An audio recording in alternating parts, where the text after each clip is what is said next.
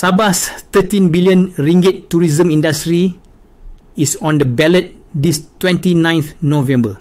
Soalan penting, calon mana sebenarnya pro-tourism? Semua parti cakap pasal ekonomi, tapi tak semua ada plan yang jelas untuk inbound tourism, enjin utama negeri Sabah. Tourism ni bukan sektor kecil.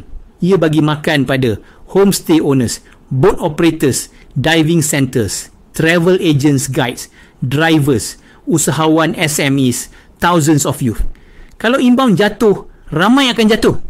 Sebagai pemain industri, kita kena analisa manifesto, bukan sekadar tengok logo.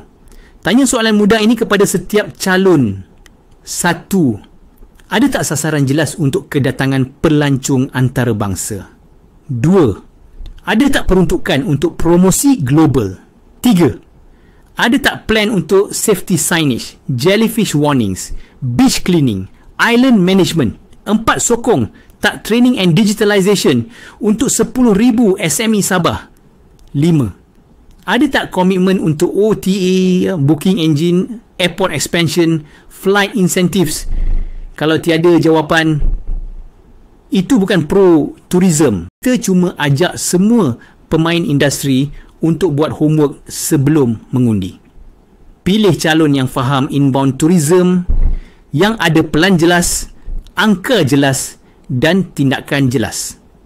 Kalau Sabah Tourism hidup, tourism seluruh Malaysia akan kuat.